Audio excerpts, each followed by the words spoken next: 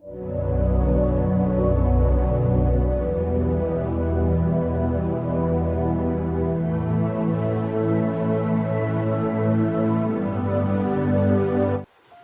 सभी को प्रभु यीशु मसीह के नाम में जय मसीह की। मैं चांद मसीह प्रभु का धन्यवाद देना चाहता हूँ। प्रभु ने मुझे मौका दिया कि मैं आपके बीच में परमेश्वर के वचन को बांट सकूँ, और धन्यवाद देना चाहूँगा भाई ललित का, जिन्होंने मुझे मौका दिया। प्रभु ने भी आशीष दे, उनकी सेवा को भी आशीष दे। और आज इस बात को मैं आपके साथ बांटना चाहता हूँ परमेश्वर के वचन से। वो लूका रचित सुसमाचार 18 अध्याय और उसका 9 पद से लेकर 14वां पद तक जो दृष्टांत है मैं पहले से पढ़ूंगा, उसके बाद मैं आपके साथ मुझसे बातचीत करूंगा। उसने उनसे जो अपने ऊपर भरोसा रखते थे कि हम धर्मी हैं और दूसरों को तुच्छ जानते थे, यह दृष्टांत कहा। 2 मनुष्य मंदिर में प्रार्थना करने के लिए गए, एक फरीसी था और दूसरा चुंगी लेने वाला। फरीसी खड़ा होकर अपने मन में यूँ प्रार्थना करने लगा, हे परमेश्वर, मैं तेरा धन्यवाद करता हूँ कि मैं दूसरे मनुष्यों के समान अंधेर करने वाला, अन्यायी और व्यभिचारी नहीं, और न इस चुंगी लेने वाले के समान हूँ।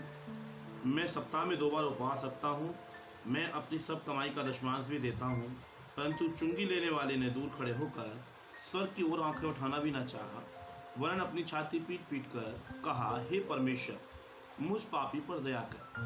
मैं तुमसे कहता हूँ कि वह दूसरा नहीं परंतु यही मनुष्य धर्मी ठहराया जाकर अपने घर गया, क्योंकि जो कोई अपने आप को बड़ा बनाएगा वह छोटा किया जाएगा, और जो अपने आप को छोटा बनाएगा वह बड़ा किया जाएगा।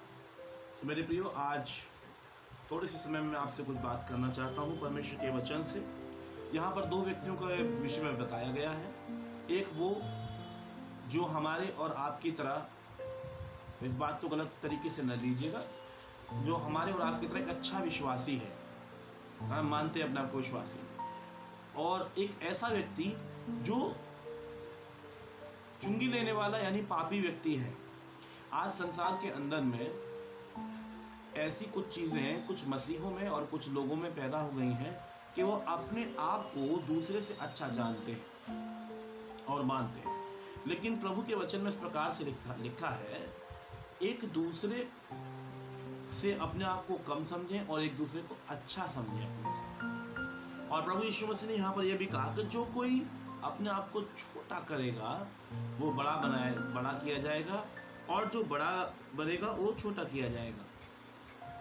इस बात को आज हम मसीहों को समझने की बहुत आवश्यकता है। अगर आप मसीह में आ चुके हैं, आप प्रभु में आ चुके हैं, कई बार मसीहों के अंदर में एक ऐसी कुछ बात पाई जाती है कि वो दूसरों को देखकर कहते हैं हम इनके जैसे नहीं हैं। मेरे प्रियो, प्रभु के वचन में साफ शब्दों में लिखा है कि हम किसी पर दोष न लगाएं। आज का जो वचन है वो पश्चाताप के विषय में है, ना कि इस बात पे कि मैं मसीहों की बुराई करूं। लेकिन फिर भी कुछ बातें हैं जो मुझे बताना बहुत ज़रूरी था, इसलिए मैंने कहा हम जब भी किसी के विषय में सोचते हैं, हम जब भी किसी के विषय में बोलते हैं, तो हम ध्यान दें। बोलते समय, सोचते समय ये देखें कि हम किसके विषय में क्या कह रहे हैं। क्योंकि मेरे प्रियो, अगर हम मत्ती रचित सुसमाचार के 12वें अध्याय को पढ़ेंगे तो वहाँ पर लिखा है, अपनी ही बातों के कारण तू दोषी और अपनी ही बातों के कारण तू निर्दोष ठहराया जाएगा। इसलिए ध्यान दो। यहाँ पर उस व्यक्ति के विषय में पहले देखेंगे जिसने पहले प्रार्थना की, जो परमेश्वर के भवन के अंदर में था। मैं आपसे एक प्रश्न करना चाहता हूँ, अपने हृदय पर हाथ रखकर सोचिए और ध्यान दीजिए कि परमेश्वर के वचन में यहाँ पर वो कहता है कि मैं सप्ताह में 2 बार उपवास रखता हूँ और अपनी सारी कमाई का दशमांश देता हूँ। तो क्या सप्ताह में 2 बार उपवास रखना गलत है या दशमांश देना गलत है? कुछ भी गलत नहीं है, दोनों ही काम करना बहुत अच्छी बात है। लेकिन गलत क्या हुआ फिर? ऐसी कौन सी बात है जिस बात ने उस व्यक्ति को गलत सिद्ध किया? आप अपने विषय में सोचें कि अगर आप संसार में परमेश्वर की आज्ञाओं का पालन कर रहे हैं, आप परमेश्वर की आज्ञाओं का पालन करते हुए, मैं फिर से कहूँगा, परमेश्वर की आज्ञाओं को अच्छे से निभा रहे हैं, पालन कर रहे हैं, उपवास कर रहे हैं, दान दे रहे हैं, चर्च जा रहे हैं, सारे काम कर रहे हैं, लेकिन अगर आपके अंदर एक स्पिरिट आ जाती है, एक ऐसी आत्मा आ जाती है जो आपको प्रेरित करती है, या आपके मन में ऐसी भावना आ जाती है, मैं कहूँगा, जो आपको इस बात के लिए प्रेरित करती है कि सामने वाला गलत और मैं सही हूँ, तो समझ लीजिए आपके जीवन का, मसीह जीवन का पतन वहां शुरू हो जाता है। मेरे प्रियो, जब यूहन्ना इस संसार में आया, बपतिस्मा देने वाला यूहन्ना जब इस संसार में आया तो उसने कहा मन फिराओ क्योंकि स्वर्ग का राज्य निकट आ गया है। मत्ती रचित सुसमाचार 3 अध्याय उसके दूसरे वचन में आप इस बात को पढ़ सकते हैं। जब प्रभु यीशु मसीह ने प्रचार करना शुरू किया तब प्रभु यीशु मसीह ने भी यही कहा कि मन फिराओ, स्वर्ग का राज्य निकट आ गया है। आज 2000 साल से ज़्यादा बीत चुके हैं, अभी भी प्रभु नहीं आए हैं। इसका मतलब ये नहीं है कि वो नहीं आएंगे। मैं प्रियो आपको बताना चाहता हूँ, आपके लिए वो दिन नज़दीक है, निकट है, क्योंकि आपको आयु के कुछ ही वर्ष मिले हैं। इन कुछ वर्षों के अंदर में चाहे 1000 वर्ष बीत जाए और 1000 वर्ष बीत जाए यीशु मसीह के आने में, लेकिन आपकी आयु का कुछ भाग आपको मिला है। प्रभु जानता है, हम नहीं जानते। कितने लोग 70 की उम्र में 80 की उम्र तक जाएंगे, कितने 50 तक पहुँचेंगे, कितने 55 पर जाएंगे, कितने 60 पर जाएंगे और कितने जवानी के बाद चले जाएंगे, हम नहीं जानते हैं। अगर आप मेरी बात से सहमत नहीं हैं तो आप क्रिश्चियन ग्रेवयार्ड में जाकर देख सकते हैं। मैं दूसरे की बात नहीं करूँगा, आप मसीही कब्रिस्तान में जाकर देखिए, वहाँ पे लोगों की एज क्या है। इसलिए मेरे प्रियो, प्रभु का वचन से इस बात को सीखें कि हमें जो थोड़ा समय मिला है इस जीवन में, एक गीत गाते हैं, 4 दिन की जिंदगी है, 2 दिन की है जवानी, कट जाएगी जिंदगी, दुनिया से चले जाएंगे, एक न एक दिन सबको जाना है। इसलिए इस समय में हमको बड़ा ही ध्यान रखने की आवश्यकता है कि माफ कीजिए कि हम जो कुछ भी कर रहे हैं उसका बखान परमेश्वर के सामने या लोगों के सामने बहुत ज़्यादा करने से कहीं ऐसा तो नहीं हम घमंड में आ रहे हैं, और परमेश्वर किसी भी घमंडी को पसंद नहीं करता है। इसलिए मेरे प्रियो, मैं आपको सलाह देना चाहता हूँ, परमेश्वर के वचन से बताना चाहता हूँ, दूसरों से ज़्यादा अपने ऊपर ध्यान रखना हम थोड़ा सीखें। जब हम चर्च में जाते हैं तो एक दूसरे पर ध्यान कम लगाएं, हम परमेश्वर के वचन में ध्यान लगाएं। कई बार हम एक दूसरे के कपड़ों को देख रहे हैं, कुछ कर रहे हैं, उन सब बातों को न ध्यान देकर हम इस बात पर ध्यान दें कि क्या परमेश्वर के वचन में हमारे लिए बताया गया है। अब मैं आपको इस वाक्यांश पे ले चलता हूँ, पर यहाँ पर लिखा हुआ है, उसने कहा कि मैं सारे काम करता हूँ। उस फरीसी ने कहा मैं सारे काम करता हूँ, मैं प्रार्थना करता हूँ, मैं ये करता हूँ, मैं वो करता हूँ, प्रभु मैं उस व्यक्ति के समान नहीं हूँ। यही इसकी गलती थी, और कोई गलती मेरे को नजर नहीं आती है। इसलिए हम किसी पर दोष न लगाएं, अब बल्कि हम पश्चाताप ही हृदय रखें कि हे प्रभु, कहीं ना कहीं मुझसे जो गलती हुई है मुझे क्षमा करना। अब आते हैं इस व्यक्ति के ऊपर में जो पहले से ही पापी व्यक्ति है। ये कोई धर्मी व्यक्ति नहीं है। ये मैं आपको बताना चाहता हूँ, चुंगी लेने वाला कोई धर्मी व्यक्ति नहीं है, ये एक पापी जन है। लेकिन जब एक पापी जन ने जब अपने मन को फिराया, वहां पर लिखा है कि उसने दूर खड़े होकर स्वर्ग की ओर आंखें उठाना भी न चाहा। मतलब उसने अपने मन में पश्चाताप की भावना को लिए हुए चला। तो अब क्या हुआ, और अपनी छाती पीट कर कहा, हे परमेश्वर मुझ पापी पर दया कर। मेरे प्रियो, परमेश्वर के वचन में इस प्रकार से लिखा है, राज्य के संतान अंधेरे में डाल दिए जाएंगे, जहाँ रोना और दांतों का पीसना होगा। परंतु बहुत से लोग बाहर से आकर परमेश्वर के राज्य में प्रवेश कर जाएंगे। लेकिन क्या परमेश्वर ये चाहता है कि परमेश्वर के लोग बाहर किए जाएं और लोग आकर के परमेश्वर के राज्य को ग्रहण करने या उसमें चले जाएं? नहीं, परमेश्वर की इच्छा नहीं है। लेकिन परमेश्वर प्रभु यीशु मसीह ने बातें इसलिए बताई और परमेश्वर का वचन में इसलिए है क्योंकि ऐसे भी लोग होंगे जो अपने को सही और दूसरे को गलत साबित करेंगे। मैं आपको बताना चाहता हूँ, इस संसार में कोई सिद्ध नहीं है, इस संसार में कोई परम पवित्र नहीं है सिवा प्रभु यीशु मसीह के। इसलिए हमें ये जानना है कि हम प्रभु के राज्य में आ जाते हैं, प्रभु में आकर हम धर्मी कहलाते हैं। रोमियो की पत्री उसका 5 अध्याय 1 पद को पढ़िएगा। अब हम धर्मी हैं, पापी नहीं हैं, लेकिन फिर भी हमसे गलतियां होती हैं और उन गलतियों को सुधार कर पश्चाताप करके जब हम आगे बढ़ेंगे तो परमेश्वर जब एक पापी को, एक भयानक पापी को जिसने बहुत से पाप की क्षमा करता है, वो हमें भी क्षमा कर सकता है।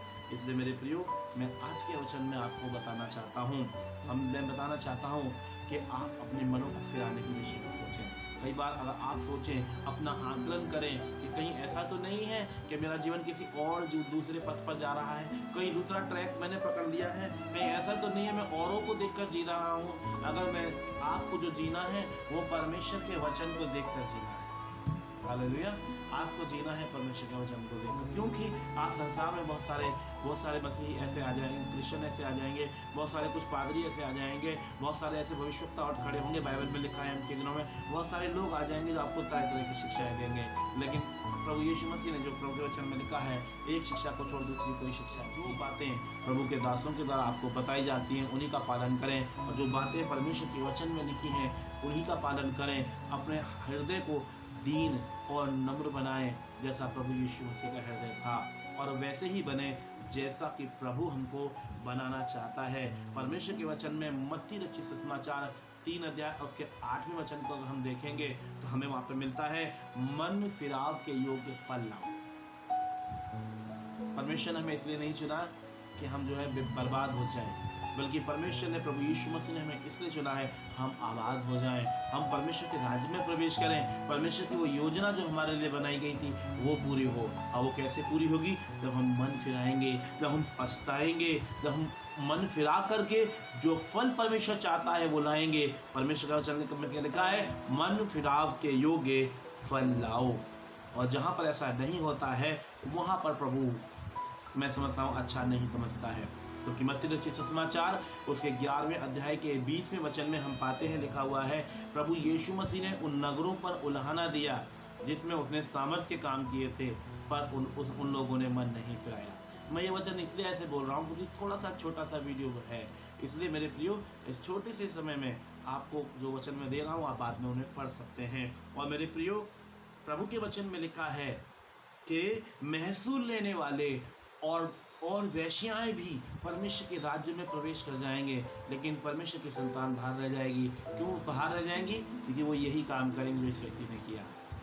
ऐसा न करें। अपने जीवन को परमेश्वर के वचन में, बाइबल में लगाएं। अपने जीवन को मैं आपको शिक्षा देना चाहता हूँ, अपने जीवन को परमेश्वर के वचन में लगाएं, अपने जीवन को परमेश्वर की आराधना में लगाएं, अपने जीवन को उन बातों में लगाएं जो परमेश्वर के वचन में लिखी हुई हैं। संसार में भले काम बहुत सारे हैं, लेकिन हमारे भले काम हमें परमेश्वर के राज्य में प्रवेश नहीं करवा सकते हैं, क्योंकि परमेश्वर के समक्ष हमारे धर्म के काम भी मैले चित्रों के समान हैं। प्रभु का वचन कहता है, यदि आपसे कोई गलती हो जाती है, प्रभु आपको क्षमा करने के लिए तैयार है। आप केवल पश्चाताप करें, मन फिराएं और परमेश्वर से प्रार्थना करें और प्रभु से मांगे, तब प्रभु आपको पूरा फल देगा। क्या आप जानते हैं, आप अच्छे से जानते होंगे योना नबी के विषय में। योना नबी की पुस्तक 3 अध्याय 1 पद से 10 पद में जब हम पढ़ेंगे तब हम पाते हैं वहाँ पर दिया गया है, स्पष्ट शब्दों में दिया गया है कि जब योना ने प्रचार किया तो वहाँ के सब लोगों ने टाट उड़ा और प्रार्थना की और पश्चाताप किया। यहाँ तक कि राजा ने भी पश्चाताप किया, और यहाँ तक कि राजा ने ये आज्ञा निकाली कि इस शहर के जानवर भी कुछ नहीं खाएंगे ना पिएंगे। और उन्होंने सब ने जो क्या किया, उन्होंने पश्चाताप किया। और जब उन्होंने पश्चाताप किया तो जिस नगर को, नीनवे को परमेश्वर नष्ट करने जाने वाला था, परमेश्वर ने उसे नष्ट नहीं किया। इसी प्रकार से यदि आपका जीवन, आपका पारिवारिक जीवन, आपका आत्मिक जीवन सब परमेश्वर के हिसाब से चल रहा है और नहीं भी चल रहा है और आप वापस पश्चाताप करते हैं, तो प्रभु आपको क्षमा करने में विश्वास योग्य धार्मिक परमेश्वर है। प्रभु के वचन में लिखा है, यदि हम अपने अपराधों को मान लें तो वो हमारे अपराधों को क्षमा करने में धर्मी और विश्वास योग्य परमेश्वर है। मेरे प्रियो, मैं आपको फिर से इस बात की ओर ध्यान दिलाना चाहता हूँ कि परमेश्वर बस यही चाहता है, एक पिता होने के नाते, जैसे एक पिता अगर आपका बच्चा कोई गलती करता है, आपसे माफ़ी मांगता है, पापा माफ़ कर दीजिए, मम्मी माफ़ कर दीजिए, अगली बार से ऐसा नहीं होगा, तो क्या आप उसे क्षमा नहीं करेंगे? करेंगे। अगर आप बच्चे हैं तो क्या आपके माता पिता ने आपको कभी क्षमा नहीं किया है? उन्होंने किया है। जब संसारिक माता पिता के पास इतनी क्षमा है तो परमेश्वर के पास अपार क्षमा है, लेकिन मांगने वाला चाहिए। प्रभु के वचन में लिखा है, अब तक तुमने मेरे नाम से कुछ नहीं मांगा इसलिए नहीं पाया। इसलिए प्रभु से सबसे पहले क्षमा मांगिए, अपने जीवन को बदलिए और प्रभु में अपने मन को और अपने जीवन को लगाइए। विशेष करके वचन में और प्रार्थना में और आराधना में और परमेश्वर के कामों में अपने जीवन को लगाइए, जिससे कि आप परमेश्वर के राज्य में प्रवेश करें। हमारा ये घर यहाँ पर नहीं है, हम कुछ समय के लिए यहाँ पर हैं और एक समय आएगा हम यहाँ से छोड़कर चले जाएंगे। इससे पहले कि वो दिन आए मेरे प्रियो, हम अपने जीवनों को सुधारें और बदलें। आज देख लीजिए जैसी समस्या चल रही कोरोना की, जो लोग बहुत बिजी थे, जिनके बहुत ज़्यादा, जो किसी से मिल नहीं सकते थे, कुछ कर नहीं सकते थे और बहुत ज़्यादा व्यस्त थे, आज सब फ्री हो चुके हैं। क्यों? क्योंकि जब परमेश्वर की ओर से वो दिन आएगा, कोई धन और दौलत हमें बचा नहीं पाएगा। इसलिए मैं आपसे विनती करना चाहता हूँ, आप परमेश्वर के राज्य के अनुसार चलें, परमेश्वर की बातों के अनुसार चलें और आप ऐसा करें कि परमेश्वर के राज्य में प्रवेश कर पाएँ। आप ऐसे चलें। मेरी हार्दिक इच्छा है और मेरी हार्दिक इच्छा से बढ़कर प्रभु की हार्दिक इच्छा है, हम में से हर एक परमेश्वर के राज्य में प्रवेश करें। परमेश्वर प्रभु ये चाहता है जो मन फिराए और जिसमें उसका उद्धार होगा। आप परमेश्वर पर विश्वास करें और अपने जीवन को प्रभु को समर्पित करें।